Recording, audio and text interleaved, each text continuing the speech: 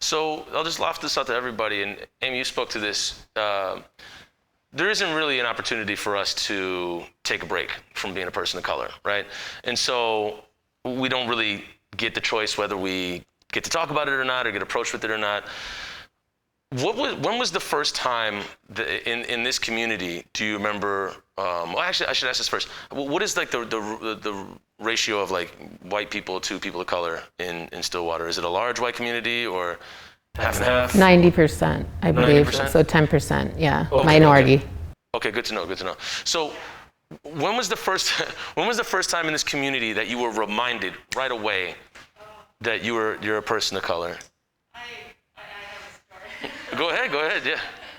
And we were talking about this today because I lead Tai Chi by the river Saturday mornings, and I was just walking down there because my clinic used to be on South 2nd Street, which is just like a couple of blocks, to walk down to Lowell Park, and I just walked down there, and so I was walking down there, and Saturday morning, and then this guy asked where I was going or whatever. And I said I was going to do Tai Chi, and then he started to do, like the Kung Fu karate chop, all with like the high pitch, like sounds. I couldn't believe it. I mean, I was just speechless.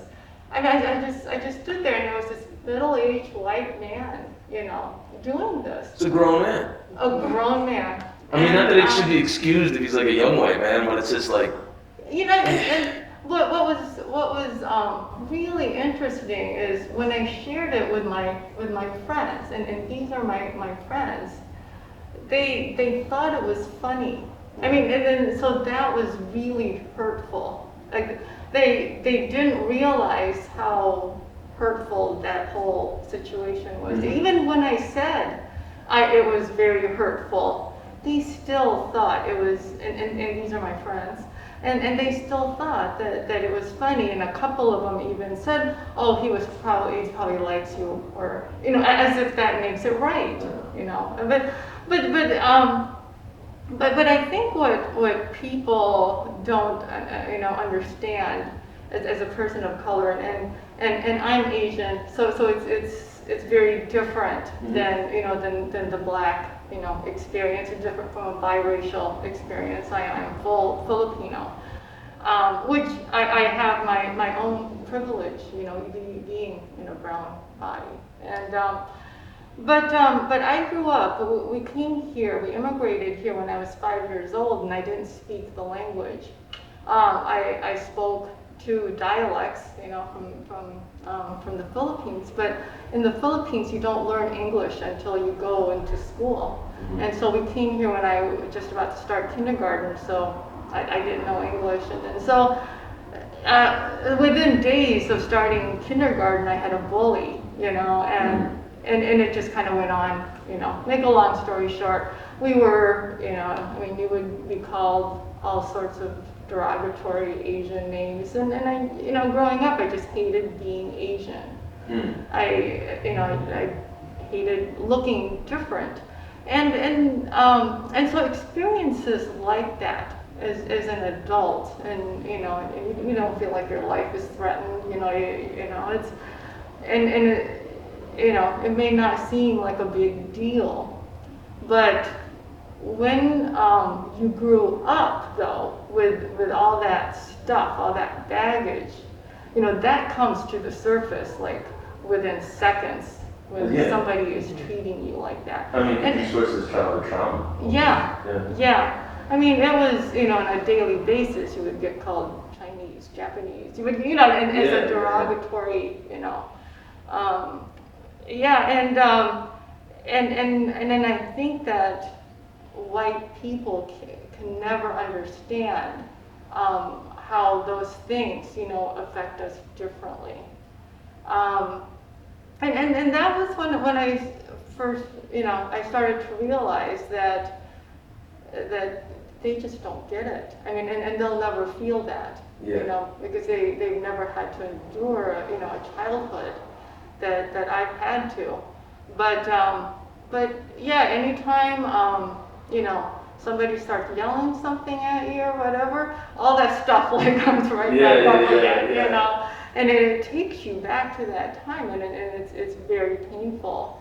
And but yeah, that was the first.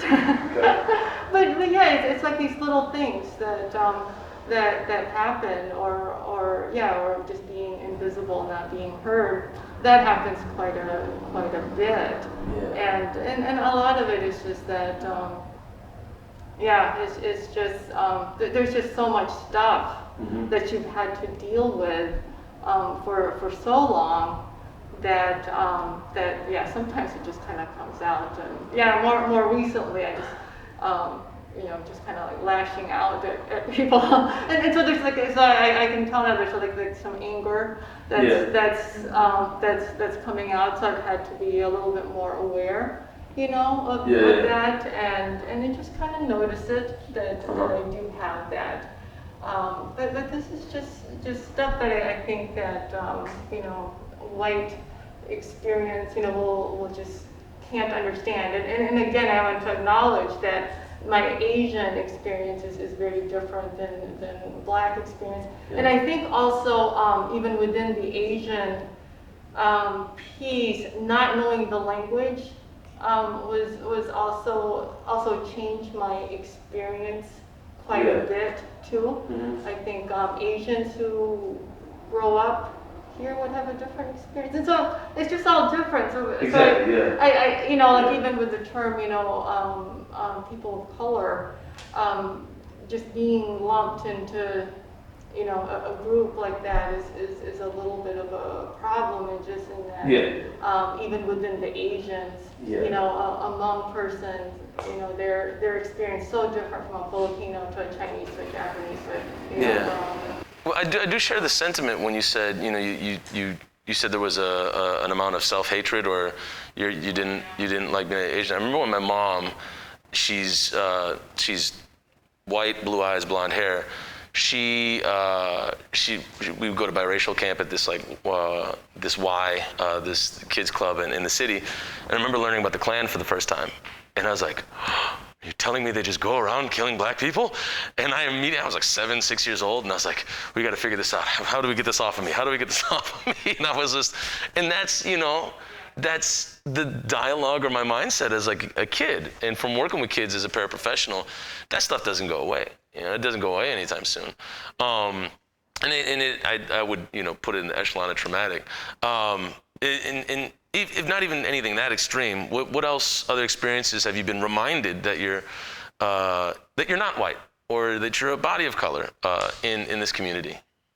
I think for me, in high school, I worked at this store downtown, and so often people would just ask me, like, where are your parents from? Like, what are you? So obviously I'm a very light-skinned biracial person, but it was like I didn't like pass enough for them, like they caught me. And so then it'd become this like fun guessing game for them to be like, are you Italian? Are you Hispanic? Are you this? And then when I would tell them, they'd be like, no, there is no way you are Black. Because you don't have this, or this, right? And so I became very accustomed to having like a photo of my family ready to show to you, like, here's my family, like this is what like they look like, this is me. And it was really hard to feel like I always had to like defend my own identity, right? And that people were, for lack of a better word, like policing my identity. What went into the choice of having a photo ready?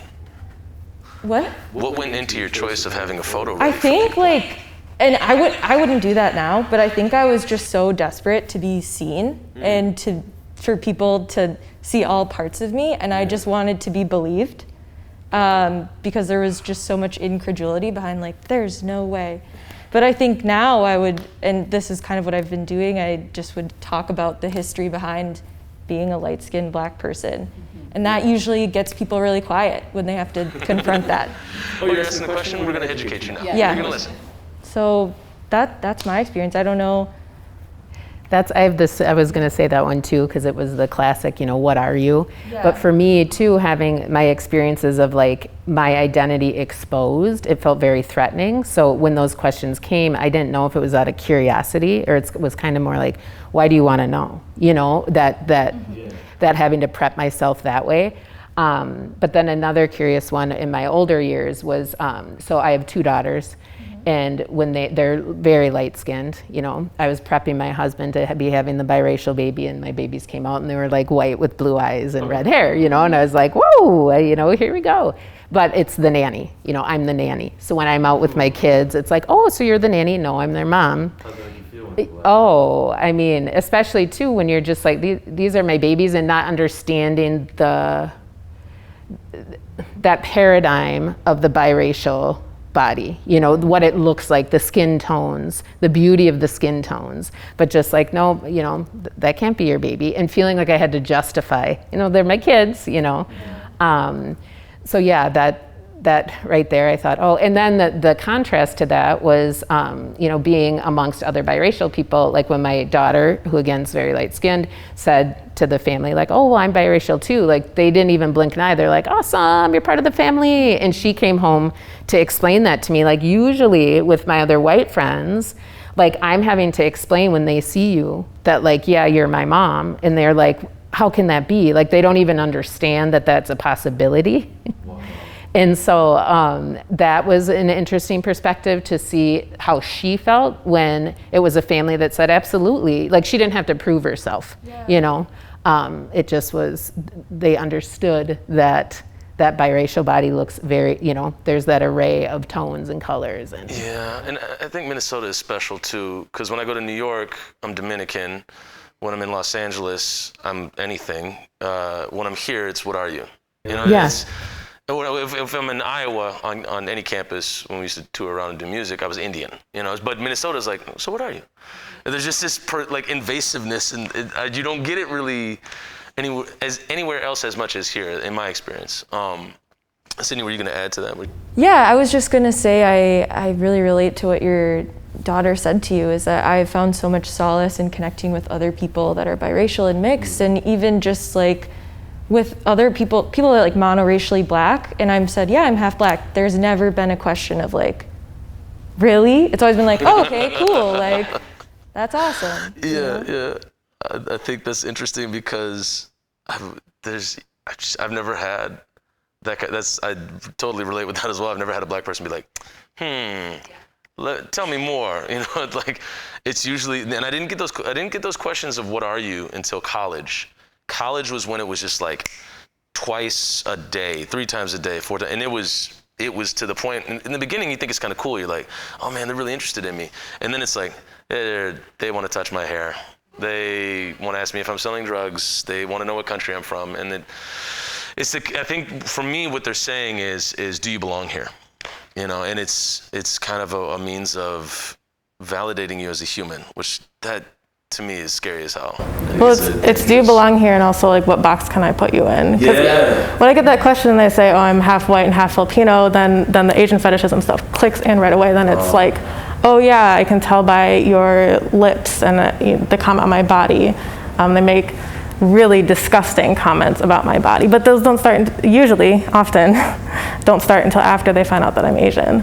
And so then it's like, okay, so what message are we sending now, right? Yeah. Because if you are attracted to me, fine, but let's put those still in respectful terms. But if your attraction to me is based solely on now learning that I'm half Asian, that is disgusting and highly problematic. And so yeah, it's like I see you. Where can I put you now? Yeah. And so then they ask that question. But I've also done the picture thing. Of like, just like people will just like look at me, and they'll say, what are you? Half Filipino, half white, and then they'll just like look at me, and I can tell they're trying to figure out which parts of me are white and which parts of me are Asian.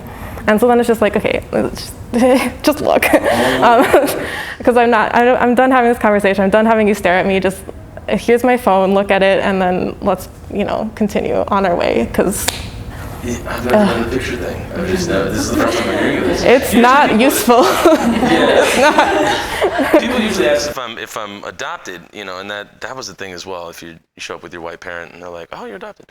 When was the first time, Nico, that you felt, people were reminding you that you were a person of color? Pre-K. Pre-K? Yeah. I remember her name too. And, just very specifically, people.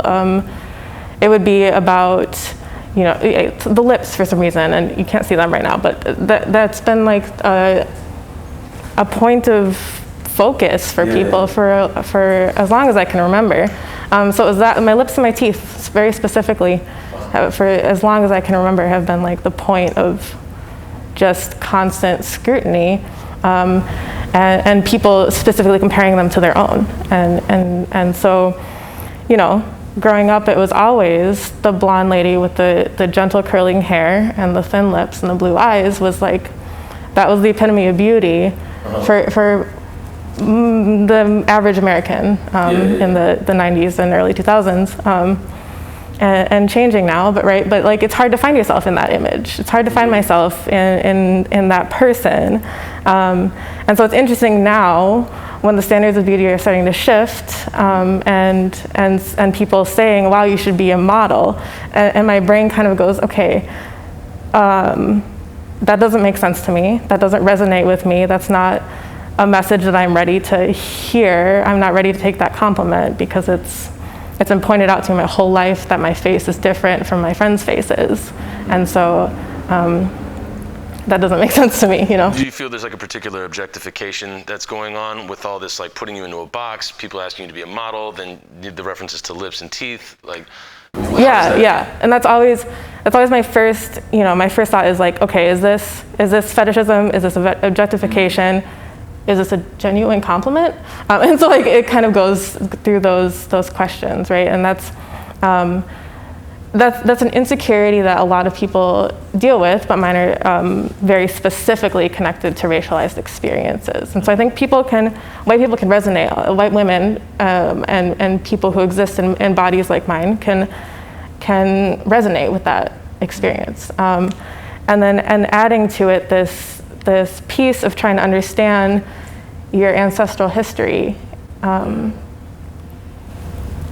it's another layer. It's another difficult layer, and it's very hard to explore that and understand that when you're the only one like you growing up. So it's hard. Well, yeah, I mean, to discover anybody's, your ancestry that's not white, especially in the history books when they just start at slavery for black folks, it's like, oh, that's where we come from. It kind of strips the culture of everything. Usually they start at war. Like, your people came to this country after this war. Oh, it started there? Great. And it kind of takes away all the richness and the humanity of it.